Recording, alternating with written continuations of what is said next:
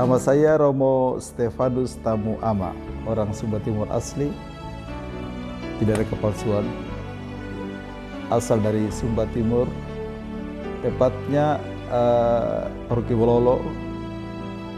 Saya dibesarkan di Melolo dan juga Wengapu.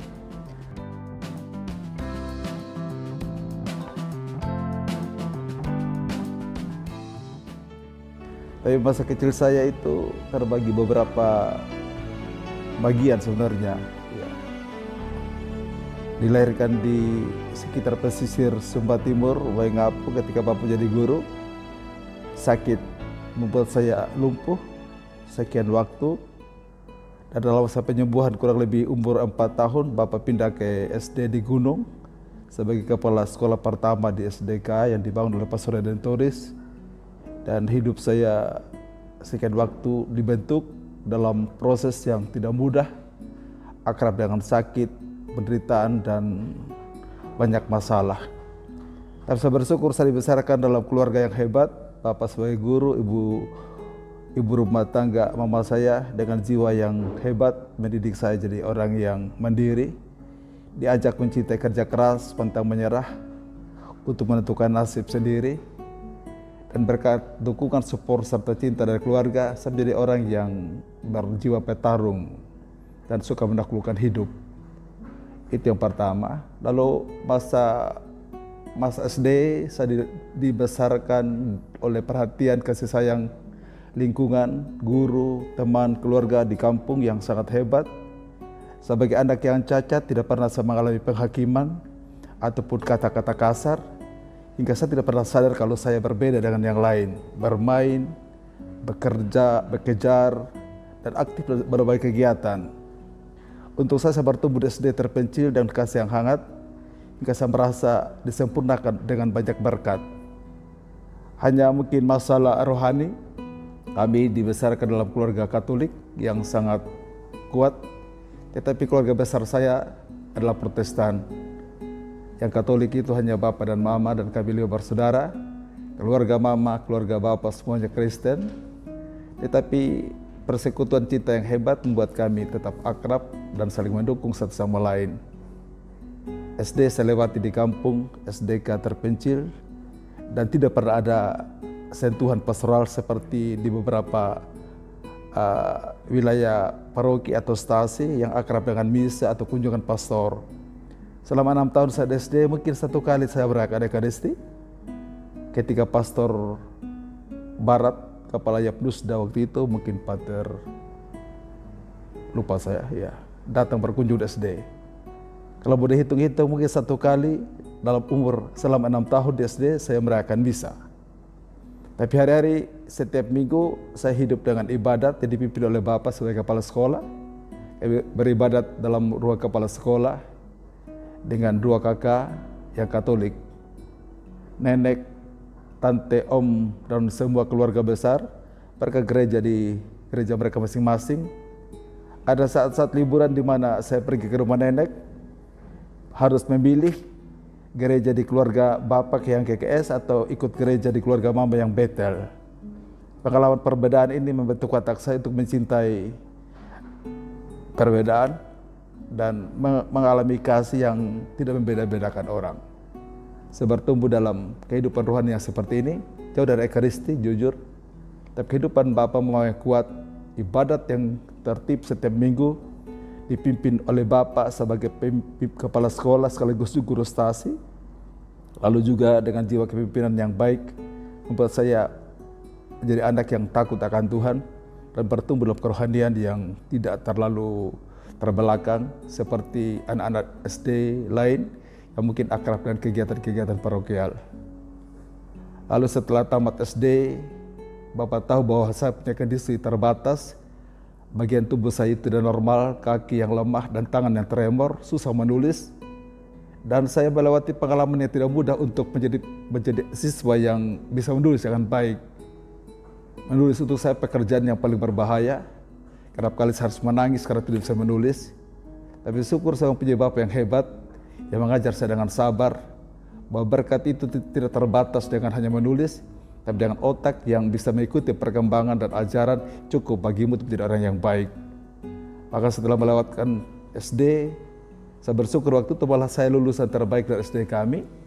Bapak langsung memutuskan memasukkan saya di asrama Padat Ita, itu asrama semi-seminaris. Pastornya orang barat dengan ajaran, didikan, serta disiplin yang sangat kuat, kehidupan rohani juga tertata dengan baik. Tetapi kami di SMP luar bercampur dengan anak-anak luar, perempuan, laki-laki bercampur. Ya. Dan hidup saya sebagai anak asrama juga adalah berkat terbesar. Salah satu kekuatan yang menonjol yang Bapak tekankan, hidup saya mesti harus ditentukan oleh nasib sendiri. Tidak boleh menggantungkan hidup pada belas kasihan. Di asrama saya belajar mencuci pakaian sendiri. Itu pekerjaan yang tidak pernah saya sentuh di kampung. Di asrama harus bekerja memelihara babi. Di kampung juga saya pelihara babi, tapi babi yang relatif lebih kecil.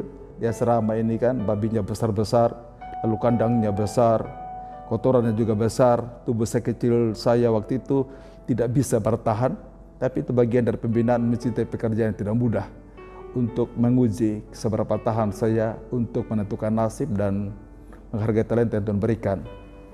3 tahun di asrama saya lewati juga dengan baik, dan saya bersyukur saya dicintai oleh teman-teman asrama. Tidak pernah satu kata yang membedakan saya dari orang lain untuk melukai martabat saya sebagai anak yang cacat. Penghargaan, support membuat saya menemukan bahwa saat dicintai Tuhan, walaupun saya terbatas dan tidak normal seperti yang lain. Lalu efek dari SMP, Bapak melanjutkan pendidikan saya juga di asrama lagi yang sama. Dan masuk SMA Daluri, kembali sebagai siswa asrama dengan disiplin kerohanian yang kuat. Lalu bersentuhan juga dengan banyak teman di luar, dengan aneka karakter agama, Katolik, Kristen, perempuan, laki-laki. Menjadikan jiwa saya juga suka bergaul dan terbuka dengan semua orang. Saya menyadari waktu itu betapa kayanya hidup saya. Kalau seandainya saya tidak mengalami masalah fisik, mungkin saya akan menumpang di rumah orang lain yang merupakan keluarga besar ayah. Tetapi saya tidak sanggup menemukan indahnya perjuangan ataupun kuatnya hidup karena kita mengoptimalkan talenta dengan baik. Selama SMA ada satu sisi buruk yang mulai muncul. Secara psikologis saya merasa dicintai, tetapi kemudian saya menemukan bahwa diri saya itu memang berbeda. Saya cacat, muncul rasa malu, minder. Dan kelas 2 SMA itu masa kelabu dalam hidup saya. Dimana saya merasa bahwa saya ternyata tidak sehat. Saya merasa seperti dianaktirikan Tuhan. Tuhan yang baik bagi banyak orang, tapi tidak cukup baik untuk membuat saya sehat. Berobat ke sana kemari dengan segala macam cara tidak membuat saya sembuh. Malah kerap kali di kelas saya mendapat tekanan dari guru yang menuntut kesempurnaan. Tapi syukur Tuhan memberikan saya mungkin otak yang lumayan baik, bisa bersaing. Hingga saya melewati proses SMA juga dengan cukup baik. Hanya dari segi psikologi, segi kepribadian saya menjadi orang yang sangat minder pada SMA. Malu bertemu dengan orang lain, minder berjalan dan orang yang sehat. Maka kebiasaan saya di kelas 2 sampai kelas 3, saya biasa ada asrama pagi-pagi sebelum teman-teman yang lain berangkat, malu bertemu dengan orang lain. Lalu kalau pulang sekolah juga saya paling kemudian semua berangkat baru saya kembali. Hidup membuat saya mengerti bahwa ternyata saya tidak sesempurna orang lain. Perasaan minder dan malu itu menguasai saya, hingga saya menjadi orang yang sangat skeptis tentang hidup dan juga sangat tidak optimis dengan segala sesuatu, saya meragukan banyak hal. Tapi satu kelebihan saya yang menonjol menjadi kebiasaan sejak saya SD. Kebetulan bapak saya guru, kepala sekolah, pelarian saya itu suka membaca dari SD. Maka ke asrama juga saya bagian perpustakaan, saya suka menghabiskan waktu dengan membaca. Dari membaca saya lihat orang punya hidup, banyak yang lebih buruk dari saya, banyak yang lebih malang, tapi Tuhan tidak pernah gagal menjadikan mereka orang hebat dengan melihat rahmat dan berkat, remah-remah di balik keterbatasan, membuat saya mengerti bahwa saya harus mengalahkan diri sendiri. Saya punya kesimpulan pada akhirnya ketika kelas 3 SMA, pikiran saya tentang diri saya sebagai sampah itu salah. Tuhan sebenarnya tidak pernah menciptakan sampah. Yang menjadikan hidup itu sampah adalah pikiran diri sendiri yang melihat keburukan lebih besar daripada rahmat dan berkat Tuhan. Maka pada waktu itu saya ingin menantang diri saya. Kalau saya ada berkat Tuhan, anugerah Tuhan yang terindah, maka saya tidak pada boleh gagal dalam pilihan apapun, seberat apapun, semusel apapun. Latar belakang ini yang mendorong saya ketika diizinkan di asrama kelas 3 SMA itu lamar calon imam. Saya coba menantang diri saya. Saya tahu bahwa saya terbatas. Saya tahu bahwa dunia imam adalah dunia yang sempurna, yang bukan ruang sebesar-besarnya satu orang sehat, bukan orang cacat seperti saya. Tapi dalam hati kecil saya tahu bahwa Tuhan itu baik. Hanya mungkin kegagalan saya memastikan hidup saya sebagai berkat yang menyebabkan kebaikan Tuhan itu kurang terasakan. Ya, ketika saya buat lamaran waktu itu, saya pilih projo. Karena memang tidak punya gambaran tentang projo. Kami di asrama Padita itu hanya diwajibkan diajar untuk mencintai Redentoris. Dan 12 teman saya itu waktu itu lamar Redentoris semua. Ya. Lalu 2 kami yang lain lamar projo. Salah satu teman saya yang lamar projo itu pemain bola kaki, namanya Cornelis Bulumanu dari Wetabula. Anak hebat, pintar, pemain hebat, tim inti SMA, tim inti asrama, pemain juga di klub yang hebat. Jadi kami 2 waktu itu yang ingin lamar projo. Ya mungkin punya orientasi yang benar tentang projo, tapi saya sekedar saja untuk menantang diri saya untuk menjadi imam, walaupun saya tidak mengerti dunia seperti apa yang akan saya masuki. Ketika tamat SMA yang luar biasa, waktu itu saya juga sempat dikeluarkan dari asrama hanya karena bolos, mencintai dunia malam, mungkin yang juga langka untuk kami asrama yang sangat dididik dan keras. Tapi ketika pertama kali saya bolos, baru pertama kali bolos, saat itu juga saya ditangkap, lalu saya dikeluarkan. Tetapi syukur waktu itu mungkin Tuhan punya rencana yang besar untuk kehidupan saya. Teman-teman saya demo, bahwa saya tidak boleh dikeluarkan dan segala macam. 3 hari berturut-turut akhirnya saya dipanggil pulang, melanjutkan pendidikan di asrama. Karena lagi 1 minggu mungkin mau EPTA waktu itu, mau ujian. Ya. Waktu itu saya merasa malang kalau saya dikeluarkan, bukan karena batal calon imam, bukan karena bukan karena nama saya akan menjadi buruk untuk seorang calon imam, bukan karena saya punya catatan yang gelap untuk digagalkan calon imam, tapi berita saya yang paling hebat waktu itu kalau saya dikeluarkan, saya telah gagal menjadi anak kepercayaan orang tua.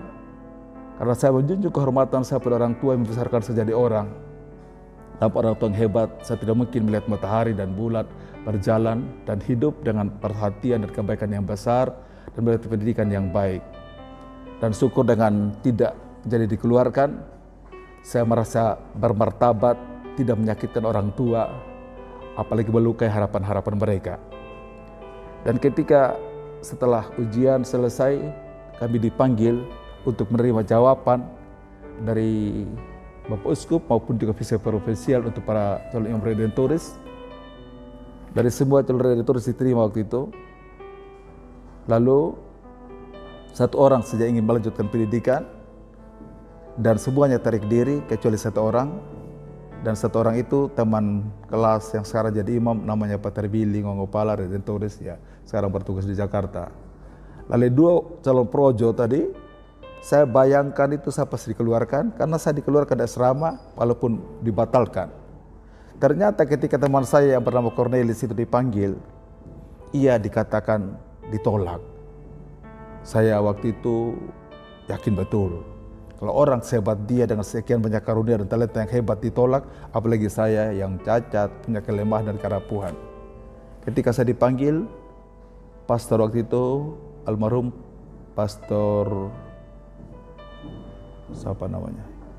Lupa saya. Peter Garat Mai almarhum. Ketika dia buka amplop, dia lihat saya berkali-kali. Iya, saya bilang kenapa saya dilihat berkali-kali? Ternyata beliau heran karena dalam surat itu uskup itu menerima saya. Iya, saya heran sekali katanya, saya masih ingat. Saya heran sekali bahwa uskup bisa terima engkau. Ketika kata-kata itu saya dengar, saya tahu bahwa jawaban Tuhan itu datang. Penderitaan, pertanyaan, ketidaklayakan itu dijawab dengan satu kata itu. Saya heran bahwa uskup terima engkau. Untuk saya ketika uskup terima, hidup saya pasti, saya diberkati. Penderitaan, kelumpuhan, cacat itu dirancang Tuhan untuk sesuatu misteri yang mungkin sebagai anak kecil tidak mengerti. Tapi hari itu saya mulai yakin ada rencana Tuhan yang hebat yang mengizinkan pengalaman kematian, pengalaman penderitaan untuk melihat betapa dahsyatnya rancangan Tuhan yang penuh berkat. Hingga kemudian saya bilang terima kasih Pater, saya kabarkan pada orang tua saya, ya, Papa juga kaget, ya dia bilang anak saya sudah siap engkau pergi kuliah, tapi ini maumu sendiri. Saya merestui, kebetulan Bapak saya dulu Protestan, tapi karena hidupnya tidak karuan lalu dipungut oleh pastor, tinggal di pastoran, jadi masuk Katolik, Papa juga ikut masuk Katolik ya. Lalu ketika malam sebelum berangkat ke KPA Mataloko, Bapak beritakan sebuah kabar untuk saya. Dia cerita ketika saya sakit lumpuh umur 4 tahun, berhari-hari, berminggu-minggu, berbulan-bulan, tubuh kaku dan nyaris mati. Ketika hari itu yang saya sangat parah, Bapak hanya bisa berdoa pasrah kepada Tuhan, karena tidak ada kemungkinan saya hidup. Hanya Bapak katakan dalam doa, anak ini kau berikan kepada kami sebagai berkat. Kebetulan saya anak sulung. Kalau ia engkau panggil kembali kepadamu, izinkan kami kuat menghadapi kehilangan. Tapi kalau seandainya ia sembuh, kami serahkan dia ke dalam tanganmu untuk kau pakai dalam tujuan dan kehendakmu yang agung. Ketika Bapak katakan selesai doa penyerahan itu, ketika keluarga sudah menangis, tiba-tiba katanya satu nelayan pulang melaut pagi-pagi, mendengarkan tangisan di rumah kepala sekolah, dia singgah. Entah bagaimana cara katanya waktu itu, dia pegang saya kah atau mungkin sembur apalah katanya. Lalu masa kritis saya itu lewat, saya yang sudah koma itu bisa sadar ya. Dan proses pemulihan itu berjalan ya. Maka Bapak katakan itu kisahmu dulu. Kalau hari ini engkau menentukan sidang jadi imam, mungkin Tuhan merencanakan sesuatu untuk dirimu, kami tidak pernah memaksa engkau untuk jadi imam. Memilih jalan ini di luar pikiran kami, walaupun pernah ada doa itu. Tapi dengan pilihan hari ini Bapak ingat kembali doa waktu itu ketika kau sakarat. Kalau itu jalanmu, Bapak Mama mendukung engkau, walaupun keluarga kami Protestan tidak mengerti bahwa ada calon imam. Hingga waktu itu ada om saya ketika tahu bahwa saya tamat SMA datang menjodohkan lamaran anak perempuannya. Karena kami di Sumba Timur itu kan ada istilah kawin dan anak om. Oh ini ama sudah besar, sudah cocok dengan adik nona gitu ya. Tapi Bapak jelaskan, kami Katolik tidak ada nikah anak om dan segala macam. Lalu Bapak jelaskan di Katolik ada calon imam yang sekian-sekian. Om tidak mengerti tentang itu, hanya menangis, merelakan saya pergi untuk menjadi calon imam, satu martabat yang untuk mereka misteri. Tapi keluarga kecil saya tahu, karena Bapak tinggal di pastoran, bahwa jalan yang saya pilih itu jalan yang terbaik. Dan demikian, saya menamatkan asrama, lanjut ke Mataloko dan segala macam dengan pergumulan yang tidak mudah, mencintai keterbatasan untuk menunggu banyak jawaban Tuhan tentang berkat yang mungkin terselubung pengalaman pahit tapi indah ketika dijalani dengan sabar. Itu mungkin kisah kecil saya sampai saya melanjutkan pendidikan di seminari.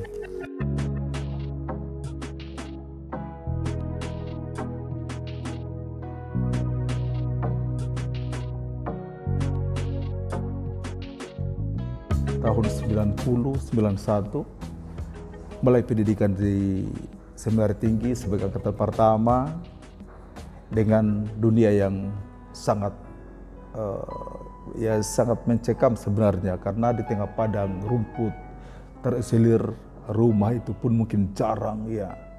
Gedung kami waktu itu hanya 3 unit itu, unit D, kamar makan dengan ruang kuliah di bawah, selebihnya hanya hutan, padang, kering, dan akrab dan kegelapan, tidak ada listrik, air pun juga hanya pakai tangki kadang-kadang.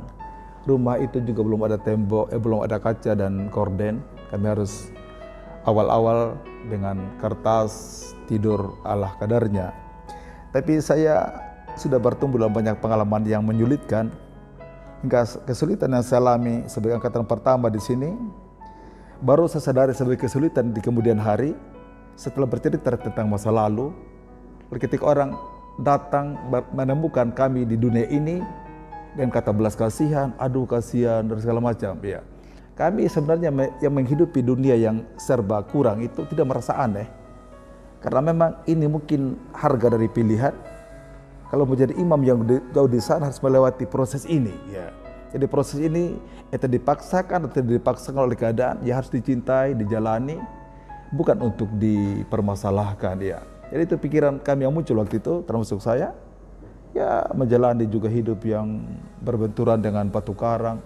Setiap hari ini bekerja merubah lahan yang sepotong penuh dengan batu menjadi lahan yang kosong untuk tempat bermain, menghabiskan waktu dengan gali lubang, tanam pohon, siram dan segala macam. Ya kami menikmati saja dengan enjoy, dengan rasa gembira, sekaligus juga menentang diri. Apakah alasan untuk memilih panggilan itu harus gugur karena dingin, karena panas, karena nyamuk, karena kekurangan ini dan itu. Lalu hiburan kami yang terbesar waktu itu ketika mulai kuliah itu di Unika di bawah, dengan mobil seminari kami dijemput pergi pulang. Ada keseimbangan ya, dunia yang sepi, gelap, padang gurun, ketemu dengan yang cantik, ketemu yang indah, ketemu dengan kota, klakson mobil, lampu lalu lintas, aspal. Jadi seperti Tuhan membuat keseimbangan untuk meyakinkan kami bahwa jalan yang engkau pilih sekarang ini, jalan yang dirancang Tuhan. Sebagaimana ada gelap dan terang, ada hidup dan mati, ada juga geresangan dan keindahan, ada juga kesulitan dan kesenangan. Ya. Karena itu, saya melewati semua proses dengan sabar, walaupun kaki juga tidak normal, tangan tidak normal, dalam artian kelihatannya sempurna tapi tidak beroperasi dengan baik. Kesulitan terbesar saya juga di sini bukan soal fisik, ini kompleks ya. Kami mencintai keadaan kami juga menantang diri untuk merubah sesuatu dan keringat, kebersamaan dan juga tekad yang kuat ya. Kesulitan saya yang saya rasa paling dominan itu ketika mulai kuliah, karena saya tremor, susah menulis dengan baik. Saya menulis bagus juga, tetap buruk. Di SMA dulu saya paling banyak dihina oleh satu guru, kalau huruf saya buruk, dia katakan huruf saya macam kotoran bebek. Itu penghinaan yang satu-satunya saya alami dalam hidup saya, karena huruf saya jelek. Memang saya susah menulis sebaik, karena gemetar tremor. Ya. Maka untuk bisa menulis dengan baik, saya hanya bisa mengcopy tulisan teman-teman, untuk saya pelajari pada malam hari, ya. Lalu terus berlatih menulis. Dan salah satu nilai berkat yang saya alami dengan keterbatasan ini adalah saya dulu setiap tahun ketika musim liburan, teman-teman pergi libur, saya selalu dikirim ke Semarang, ke Rumah Sakit Elizabeth untuk fisioterapi, untuk saraf bagian kanan kaki ini ya. Jadi ketika teman pulang kampung, saya sejak pada tingkat 1 sudah naik pesawat Surabaya, Semarang, jadi sengsara mau nikmat ya.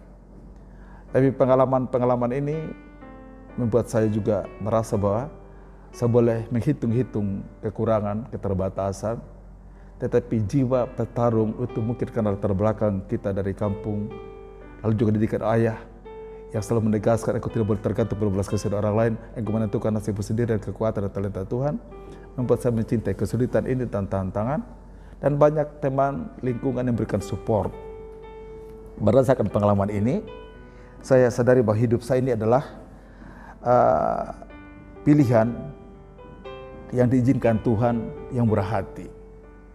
Hidup saya ini dengan panggilan saya merupakan buah dari karya besar Allah yang merancang saya dalam keabadian rahim, dalam kesempurnaan Tuhan untuk dipakai pada waktu Tuhan yang tepat. Hanya saya diizinkan untuk berproses menuju jalan dan tujuan yang Tuhan rancang. Maka kesulitan-kesulitan yang saya lewati dengan baik, masalah-masalah yang selalu mendapat jawaban pada waktunya, membuat saya bertumbuh menjadi orang yang percaya bahwa saya diberkati, saya dicintai, saya diistimewakan.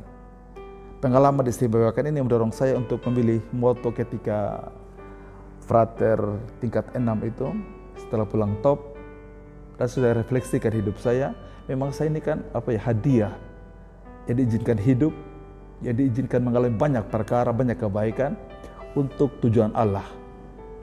Maka setelah pikir, lihat ayat yang lain, berkali-kali buat perbandingan, saya jatuhkan pilihan pada Ibrani 10 ayat 7. Ya, aku datang untuk melakukan kehendak-Mu ya Allahku. Ya, aku datang untuk melakukan kehendak Allah, melakukan kehendak-Mu ya Allahku. Hidup saya adalah izinan Tuhan untuk tujuan Tuhan. Maka tujuan Tuhan yang paling hebat adalah kehendak-Nya. Kalau saya diizinkan hidup, berproses, berdinamika dengan demikian kawalan Tuhan yang dahsyat, maka baiklah hidup yang tersisa ini setelah jadi imam, saya pakai untuk itu, melaksanakan kehendak Tuhan. Melakukan kehendak Tuhan mungkin dengan pikiran yang terbagi, cinta yang terbagi, tenaga yang terbagi, tubuh ini yang tidak sempurna tapi jadi berkat bagi orang lain. Ya. Dan saya bahagia dengan pilihan ini. Maka dengan moto ini saya belajar untuk mengajar diri saya dari sekian banyak pilihan yang dunia izinkan aku lihat. Dari pilihan-pilihan yang mungkin Tuhan manjakan untuk kita alami. Ingat, pilihan terbesar adalah kau diistimewakan untuk melaksanakan kehendak Allah. Kau dipanggil untuk mencintai kehendak Allah. Kau dipakai untuk menyempurnakan martabatmu di jalan kehendak Allah. Dengan demikian saya percaya dengan ini saya akan bahagia. Bahagia bukan soal pintar atau bodoh, bukan soal banyak atau sedikit, bukan soal kaya atau miskin, bukan soal berkelebihan atau berkekurangan, tapi hati yang mencintai, yang merasa bahwa saya akrab dengan kebaikan Tuhan. Tuhan tidak pernah gagal menyempurnakan janjinya. Aku menyertai kamu sampai akhir zaman dengan banyak karunia, banyak rahmat, banyak jawaban untuk bertahan, merasa bahagia dan berkecukupan. Itu mungkin kesulitan yang saya olah untuk memfokuskan hidup saya pada pilihan menjadi imam dalam moto aku datang untuk melakukan kehendak-Mu ya Allahku. Oh ya, satu hal juga, aku datang artinya kepergian. Datang bisa arti pada pergi. Maka saya memang hidup ini akan dengan perjalanan. Hingga dulu waktu masih frater, mereka bilang ini Steph tamu amin ini tukang jalan. Ya memang saya harus jalan dari satu tempat ke tempat untuk bersentuhan dengan kehendak Tuhan. Mungkin kehendak Tuhan ini pahit, tapi pasti ada jawaban untuk memperindah sesuatu.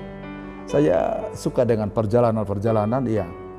Jalan pasiar atau jalan dengan tujuan-tujuan tertentu.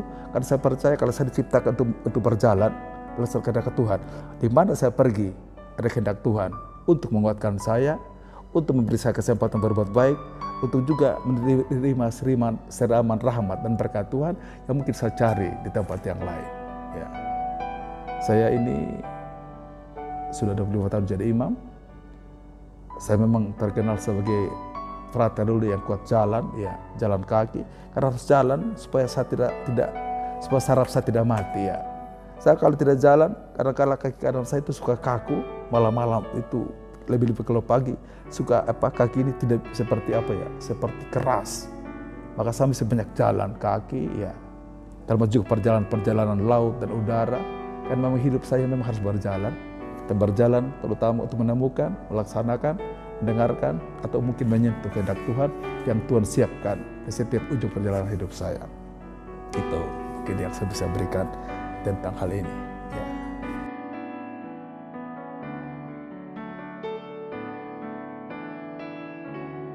Saya ditabiskan di Sumba pada akhirnya setelah melihat proses yang panjang, itu pada 13 Oktober 1999 di Paroki Melolo, Sumba Timur, sebagai imam pertama dari Kabupaten Sumba Timur.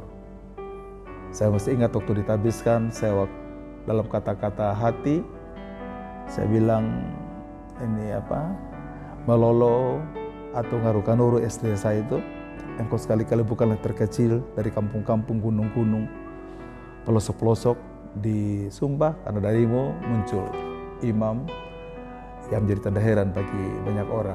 Banyak calon imam sebelumnya gagal, tapi akhirnya pada saya Tuhan punya rancangan manusia tidak sempurna ini jadi berkat untuk membuat banyak orang heran bahwa anak dari gunung, anak yang lahir dari kematian, oleh proses sakit dan lumpuh, ternyata jadi berkat.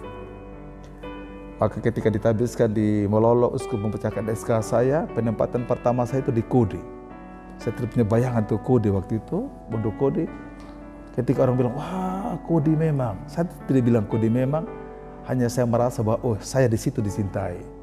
Saya di situ diberkati, saya di situ dipercayakan Tuhan. Ketika dapat tempat itu saya bukan soal di mana, tapi bahwa saya dipercaya untuk jadi imam di tempat itu. Berarti saya mulai mewujudkan impian saya. Jerih payah saya tidak sia-sia ternyata. Hidup saya yang disempurnakan Tuhan ternyata bermakna dengan SK di Kode.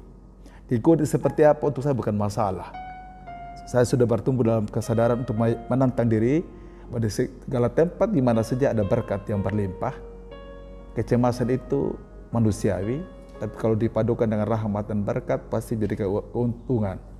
Maka ketika saya di Kode kurang lebih 1 tahun, kalau tidak salah, saya gembira di Kode, walaupun juga ada stasi, saya jalan kaki. Ketika orang bilang, kasihan ini Romo masih baru, ya agak-agak juga waktu itu, mereka ada jalan kaki. Saya juga heran bahwa orang kasihan saya tidak pernah mengasihani diri saya, kalau jalan ya jalan. Iya, proses. Oh ya mungkin sekitar sedikit kilas balik, ketika saya top di Labuaya 2 tahun, saya banyak jalan kaki. Ya. Sekarang orang bilang, oi Romo kami sekarang pakai motor, oh saya punya jalan kaki, berkilo-kilometer, saya jalan mungkin 1 hari full, malam tiba di stasi. Saya tidak jadikan itu sebagai penderitaan ya, tapi saya merasa bahwa itu penderitaan, kesulitan untuk mendengarkan bisikan Tuhan. Karena saya panjang jalan bisa refleksi, bisa bernyanyi-nyanyi kesendirian. Kesunyian juga adalah saat menemukan banyak hal yang Tuhan mungkin izinkan saya alami, tapi kabur ketika dalam kebersama orang lain. Ketika kesendirian justru menemukan banyak jalan, banyak jawaban, banyak arah, banyak tuntunan yang Tuhan bisa berikan. Hingga saya mencintai perjalanan yang panjang dan sekian kesulitannya. Demikian juga di Kode. Ada saat orang bisa jemput saya dengan motor, tapi kalau stasi-stasi sekitar Pondok Kode, saya jalan kaki ya. Sambil juga membuat tubuh tetap sehat dan jalan kaki. Di Kode saya 1 tahun gembira, tapi karena saya masih pastor pembantu, tidak banyak hal yang saya tentukan. Saya mengalir saja, pastor pergi bilang sekian, oke, dipercaya beri tugas sekian, saya jalankan ya. Tidak terlalu banyak pengalaman di Kode karena hanya 1 tahun, apalagi sebagai imam baru, hidup dalam dominasi aturan kesepakatan dan kita hanya taat saja. Kurang mendapat tempat untuk mengaktualisir kemampuan rancangan sendiri.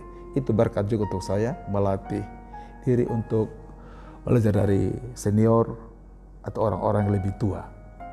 Tapi yang pasti bahwa saya dicintai umat, kemana saya pergi ada penyambutan, penerimaan, menambah keyakinan saya dengan martabat jadi imam. Orang tidak melihat keburukan fisikmu, tapi orang melihat hati, kedekatan, kehangatan, dan sapaan. Maka saya bilang ini saat saya sekarang optimalkan moto saya. Ketika kehendak Tuhan yang saya bawa, saya bicarakan. Kebaikan-kebaikan saya buat, perhatian yang saya buat, silaturahmi persaudaraan dengan siapapun atas nama kehendak Allah. Saya bilang, saya pasti ada berkat, saya pasti dicintai. Itu cinta saya di Kode. Lalu kemudian begitu saya dipindahkan ke Wetabula, mungkin waktu itu memang tidak ada masalah, tapi saya ditarik ke Wetabula waktu itu untuk pastor pembantu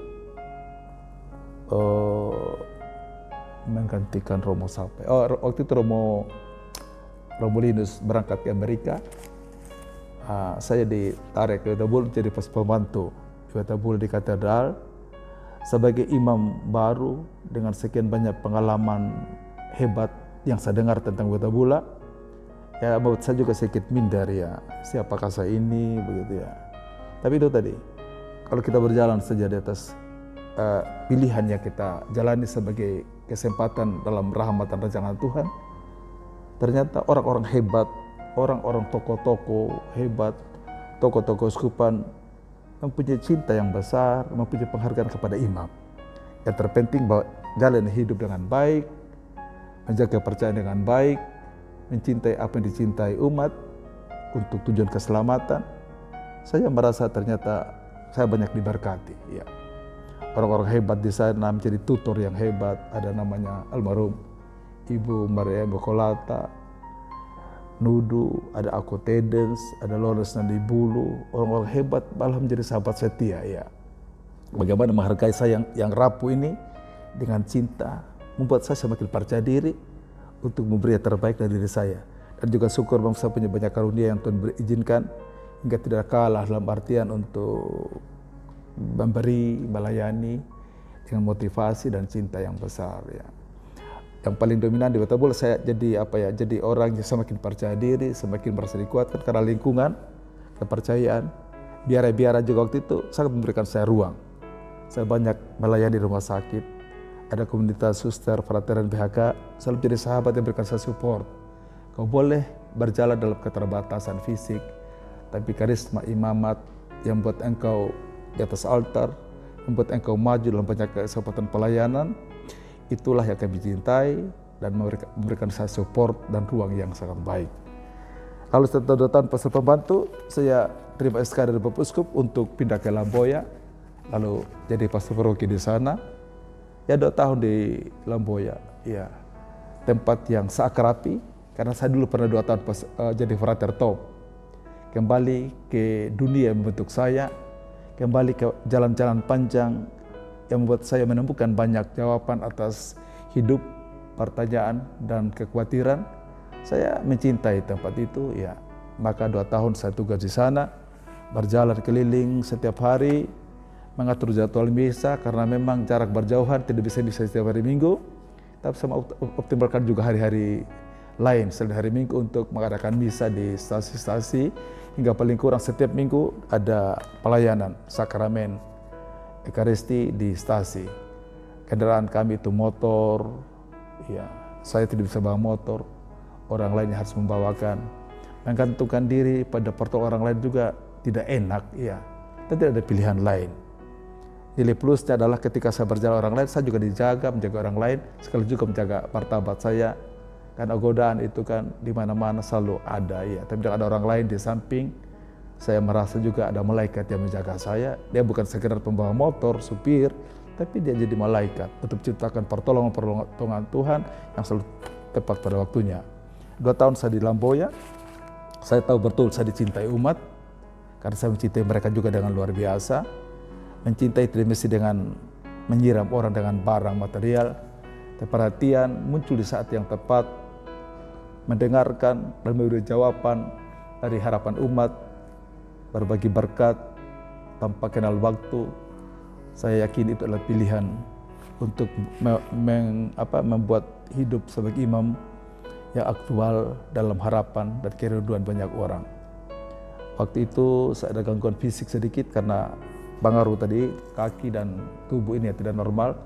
Ada gangguan tulang belakang karena memang waktu itu di Lamboya banyak naik motor dengan jalan yang buruk, berjam-jam, kadang-kala berhari-hari. Akhirnya waktu itu saya opnami di Surabaya karena ada gangguan tulang belakang. Lalu waktu itu saya minta rekomendasi dari dokter, apakah dengan naik motor terus ini dokter, saya tidak apa-apakah gitu ya. Dokter bilang sebaiknya jangan banyak naik motor, ya. Rekomendasi itu kemudian saya teruskan ke Bapak Uskup. Lalu Uskup bilang, sudah, engkau daripada sakit terus, ya. Walaupun waktu itu banyak pekerjaan kita di Lamboya, di desa, Uskup bilang, kau pilih tugas. Pilih pertama waktu itu di seminari, disuruh pilih ke seminari Sidarbuana.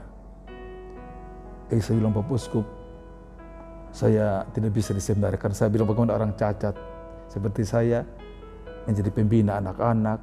Mereka butuh, saya bilang, contoh imam itu harus sehat, normal. Tapi saya kan cacat, saya bilang ya. Jangan sampai cacat saya menciptakan kemungkinan mereka tidak mengejar kesempurnaan. Oh, kalau pastor cacat, kita bisa izinkan kelemahan, kita bisa izinkan tidak olahraga, kita bisa izinkan keterbatasan. Ya. Oh, Bapak Sugro, oh itu secara psikologi juga mungkin benar, gitu ya. Maka saya waktu itu ditawarkan di sekretariat di Keuskupan. Saya bilang, Bapak Uskup, saya tidak bisa menulis. Ketik pun memang saya dilarang untuk mengetik. Sejak di rumah sakit, saya dilarang untuk ketik yang halus. Iya, saya suruh latih menulis. Setiap hari harus menulis, tidak boleh bersentuhan dengan komputer ya. Saya dulu bersyukur waktu di Katedral Persatuan Pembantu dipaksa harus dengan mesin ketik, ya, tidak boleh dengan itu barang ya. Nggak suruh Bapak Uskup, saya menulis bisa, saya bilang, huruf saya memang jelek tapi bisa dibaca, tapi ketik segala macam susah. Bapak Uskup, sudah, kalau itu nanti kita cari tempat tengkal. Di lama kemudian, sebelum saya dapat SK, Rom Amos waktu itu ya PJS, pas proyek di Katedral, setelah Romulius berangkat Amerika, dia langsung datang di Lampung, selamat. Kenapa Romo? Kau nanti gantikan saya di Otabulau. Saya juga kaget, saya belum terima SK. Lalu kemudian Uskup panggil, menghadap, Uskup bilang sudah, engkau di Katedral jadi pasparoki. Ya, kalau kemarin PJS, sebelum itu ada PJS, Rom Frans 1 tahun, Rom Amos 2 tahun PJS, engkau jadi pasparoki. Bisakah? Saya tidak pernah bilang tidak bisa untuk tugas, karena saya suka menantang diri saya untuk tidak pernah berkata tidak bisa dalam artian kalau memang fisik memungkinkan ya. Saya bilang kalau Uskup percaya sudah jalan ya. Tugas di Otabula 1 tahun, 2 tahun, 3 tahun, 4 tahun, kalau kita dipindah-pindah, iya, saya merasa mungkin dilupakan. Tapi saya pikir juga kepercayaan, ya bekerja saja, mengatur jadwal dengan baik dan hidupkan partisipasi umat dalam banyak kesempatan, dalam banyak hal. Merubah dunia itu menjadi indah untuk dihuni, menciptakan kepastian walaupun kadang-kala keras, agak kasar, tapi untuk tujuan yang baik. Saya bertahan 10 tahun dengan baik, bahagia, selalu akhirnya dipindahkan ke sini ya. Dari pengalaman pastoral paroki, saya menjadi orang yang sangat kaya untuk pertama-tama menghidupi kesanggupan, apa kata umat, apa harapan umat, apa kerinduan umat yang harus kita berikan dengan martabat sebagai imam. Lalu ketika Uskup panggil, Steve, kau sudah, Uskup sudah mensiur yang sekarang, Steve, kau sudah 10 tahun di sini. Iya Bapak Uskup, lama ya. Memang saya pikir juga terlalu lama di satu tempat tidak baik. Dalam artian bukan soal berbuat buruk, bukan soal nanti menjadi orang yang menciptakan masalah, tidak. Tapi dari segi penyegaran batin, kita nanti akan menjadi orang yang mempertahankan status quo, tidak akan pernah salah. Pada itu saja, butuh variasi juga untuk regenerasi perasaan, semangat, atau visi-visi dalam hidup.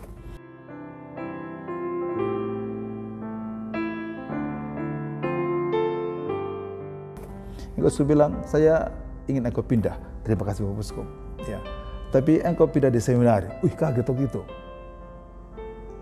Seminari untuk saya tidak dalam bayangan saya. Iya. Seminari menengah saya dulu, saya tidak bisa, tidak layak. Iya. Bapak Uskup saya bilang, pertama, apa kau tidak mau? Bukan tidak mau Bapak Uskup. Saya tahu di seminari saya bilang, mesti ada kelayakan, ada studi sekian, ada kapasitas, latihan khusus, berhadapan dengan formasi pendidikan, calon imam, bukan kekosongan gitu ya. Uskup punya janji waktu itu sama saya nanti beri kursus sebagai pembina. Beri sekian ya. Dengan bayangan kursus, idealisme saya itu yang suka mencintai tantangan. Saya bilang kalau itu boleh. Saya izinkan hidup saya untuk berproses dalam jaminan bahwa saya dikursuskan. Maka saya dipindahkan ke sini. Saya masih ingat pindah di Seminar Tinggi itu 31 Oktober 2015. Waktu itu saya baru mengalami badai dengan kepergian Bapak ya. SK saya 15 Agustus, tapi karena Bapak meninggal, akhirnya saya perpanjang sampai 31 Oktober baru saya pindah ke seminar ini ya. Datang ke sini seperti Musa, seperti Abraham, yang dipanggil dari kehangatan, dari kepastian, dari dunia yang selalu berada, untuk melewati kegelapan tanah terjanji tanpa modal, hanya mengandalkan janji saja ya. Saya mengerti panggilan saya di Seminar Tinggi dalam konteks itu. Saya tidak punya orientasi yang terang dan meyakinkan untuk bertugas di sini. Saya hanya punya kegelapan saja bahwa saya diizinkan ke sana. Mungkin ada terang, mungkin ada rahmat membuat hidup saya bisa berguna di sana. Saya menunggu janji itu untuk pergi kursus kayak dijanjikan. Sampai sekarang ini setelah 9 tahun, nanti 31 Oktober 9 tahun di seminari, janji Bapak Uskup juga tidak pernah. Kaitan Bapak Tua juga Dia tanya aku baik, baik. Tentang janji, tinggal ke janji. Iya, ternyata ada juga sesuatu jaminan yang tidak kesampaian. Tapi untuk saya, kalau itu rencana Tuhan, kenapa kita harus merasa menyesal untuk janji yang tidak dipenuhi? Mungkin Tuhan izinkan saya, memberi saja apa yang bisa diberi, berjalan saja dalam kepastian yang Tuhan izinkan, dan kehadiran kalau itu baik, pasti berguna. Mungkin tidak menyempurnakan orang, mungkin tidak menawarkan surga, tapi mungkin juga bukan yang terbaik. Kalau prinsipnya memberi, melayani untuk kehendak Allah, Tuhan pasti akan paskan di ruang mana saya akan lewati.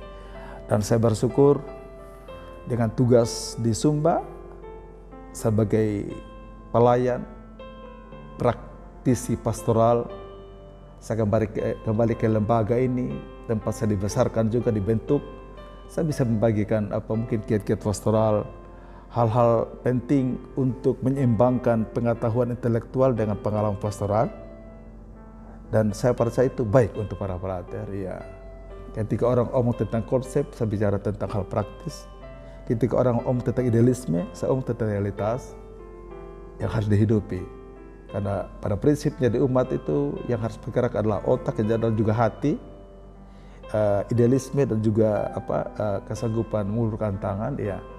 Hingga kata-kata yang saya paling suka itu dari dokumen Vatikan kedua, duka dan kecemasan, kegembiraan harapan umat sekarang, dunia sekarang harus juga menjadi duka dan kecemasan, ya kegembiraan harapan kita dalam melayani. Kalau konteks kita adalah melaksanakan kehendak Allah, pasti ada sukacita di mana saja ya.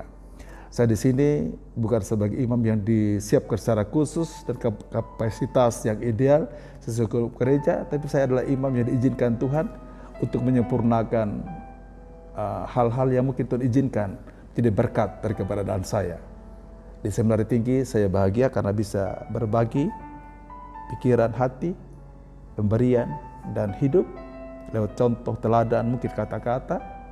Saya berbahagia juga karena dengan masuk di ruang-ruang Seminari Tinggi ini, di lorong-lorong yang penuh dengan jubah putih, ada aura kekudusan mengingatkan kita bahwa hidup itu kudus. Itu pengalaman yang mungkin susah saya temukan di paroki. Di paroki mungkin yang pakai jubah hanya saya, syukur kalau ada suster. Tapi di sini pagi, siang, malam ketemu jubah, ada sesuatu yang dipercepat. Seperti Firdaus yang dipercepat untuk ingat hidup kita punya ending. Keputihan jubah, bukan keputihan, jubah yang putih, gambar dengan gambaran hidup masa depan yang kita hidupi hari ini. Dan berkat terbesar juga di sini, kehidupan rohani saya bisa tertata dengan baik. Saya tahu di paroki saya juga baik ya. Saya dari paroki dulu saya sudah biasa adorasi pagi setiap hari, itu menambah ruang mencintai Tuhan, mendekatkan diri dengan Tuhan di Seminari Tinggi ya. Di paroki susah ada misa pagi bersama, susah ada doa bersama, susah ada ibadah bersama. Kebanyakan hidup ditentukan diri sendiri. Tapi kalau di paroki saya tidak gagal menjaga kerohanian. Saya percaya di sini saya mendapat limpahan kesempatan, limpahan kekuatan untuk juga mendisiplinkan kerohanian saya sebagai imam, bukan untuk hidup kudus, tetapi untuk mencapai yang Tuhan kehendaki pada waktunya, mati mungkin dalam kebaikan. Ya. Itu mungkin pengalaman di sini.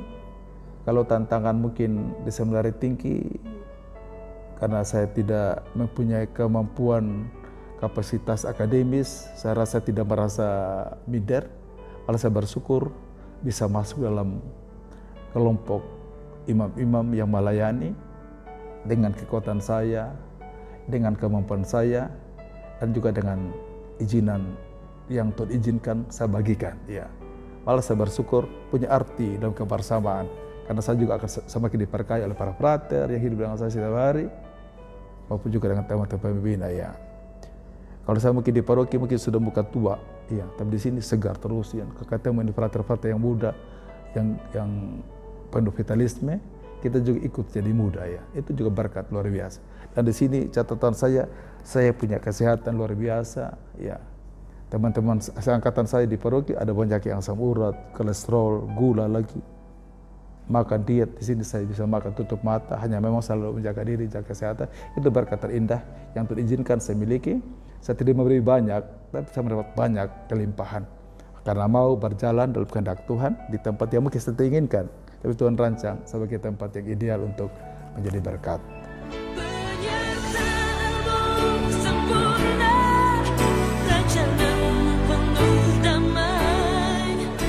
Pencapaian 25 tahun imamat adalah karunia Tuhan yang dahsyat dalam kehidupan saya sebagai manusia yang rapuh, tapi dipilih dan diistimewakan Tuhan untuk tidak pernah berhenti untuk berjalan. 25 tahun membuktikan betapa besarnya jawaban Tuhan untuk pergumulan hidup, dan saya percaya Tuhan menyertai saya sampai detik ini. Hingga 25 tahun adalah tahun yang luar biasa untuk hidup, harapan, dan jawaban-jawaban yang saya cari dalam pergumulan selama 25 tahun jadi imam. Ya. Untuk itu ada kesadaran yang kuat dalam diri saya untuk terus melayani, mengasihi, dan memperbesar ruang untuk dekat dengan Tuhan. Ya. Kekuatan saya yang terbesar yang saya hidupi selama ini adalah 3 fondasi kerohanian. Yang pertama itu mencintai Ekaristi. Setiap hari saya pastikan itu wajib untuk saya. Saya tidak bisa membayangkan hidup itu penuh kebaikan dan kasih kalau saya tidak bersumber pada pokok anggur, dan saya hanya ranting, saya hanya carang, saya hanya saluran kehendak Allah, membuat saya kuat dan berproses dalam hal-hal yang pasti untuk hidup ini. Ya. Lalu yang kedua juga, saya bertumbuh dalam kerohanian putus setia pada pertolongan Bunda Maria. Rosario setiap hari berjalan bersama Bunda Maria itu prinsip untuk saya. Saya tidak bisa mencintai kehendak Tuhan dan kekuatan saya, dan dengan bantuan Bunda saya bisa mendisiplinkan diri, memastikan bahwa pilihan yang saya pilih masih jangkauan kehendak Tuhan. Ya. Lalu yang ketiga itu kekuatan yang saya miliki sudah bertahun-tahun imamat adalah penyembahan sakramen Maha Kudus adalah setiap hari. Saya percaya betul Tuhan yang siang malam disembah oleh para malaikat di surga, Tuhan yang sama yang berdiri dalam sakramen Maha Kudus yang kita sambut, maupun yang ditahtakan dalam tabernakel ataupun dalam pentatan sakramen Maha Kudus. Banyak kebaikan, belas kasihan Tuhan yang berlimpah-limpah, tapi tersia-siakan karena tidak ada orang yang duduk dalam kesendirian seperti Maria di kaki sang guru menimba kekuatan, rahmat, dan berkat.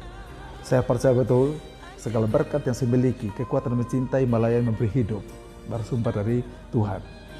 Saja dalam dosa sekalipun, saya bisa menemukan kembali puing-puing harapan saya yang retak untuk bertumbuh lagi dalam keluasan rahmat Tuhan ketika saya mengalami belas kasihan Tuhan dalam adorasi sakramen Maha Kudus. Ya. Maka di tahun ke-25 saya punya ruang doa, tempat adorasi pribadi yang saya buat itu mahal, tapi untuk Tuhan saya bilang tidak saya hitung-hitung, karena dari situ nanti saya akan menjalani lagi 25 tahun ke depan, mengakrabi keutamaan kerohanian yang sudah membuat saya besar. Itu modal saya untuk menjangkau tahun-tahun setelah 25. Hidup tidak berhenti, tapi yang harus berhenti adalah duduk di kaki guru dalam adorasi yang hening untuk menimba kekuatan sebagai inspirasi dan berkat di hari-hari esok.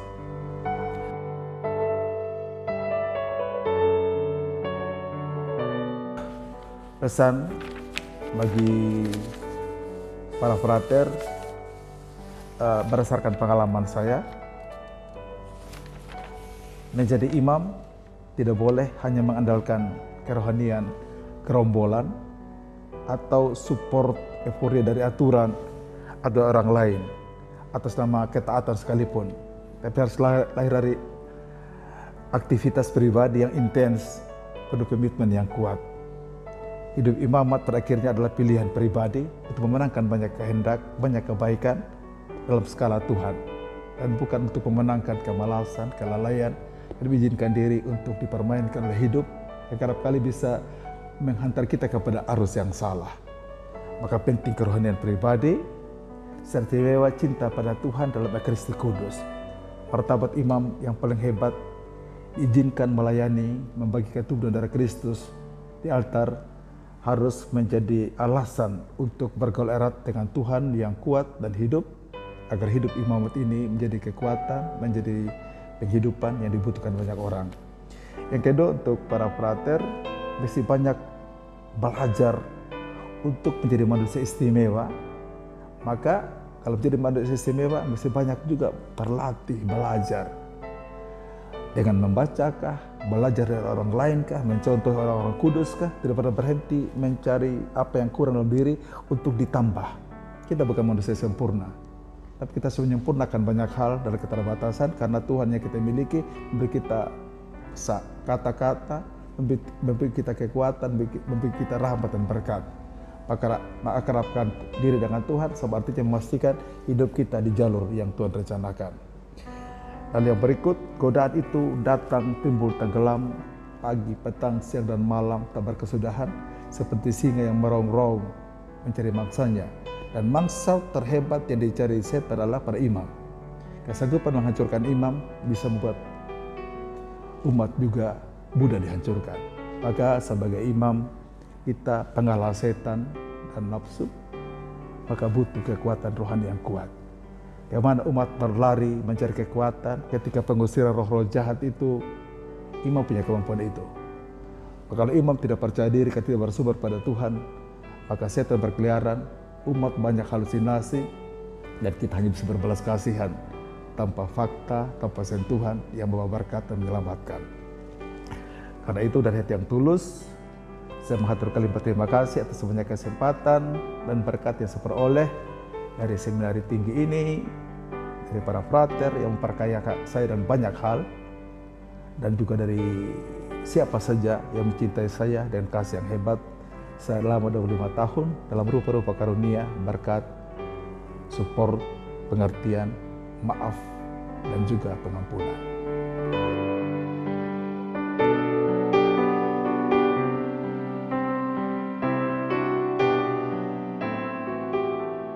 Ini sebenarnya bukan hobi, tapi sebagian dari jiwa saya. Pertanyaan yang frater tanyakan tentang cinta pada puisi, kopi, dan bunga. Tentang puisi itu mungkin ya lahir dari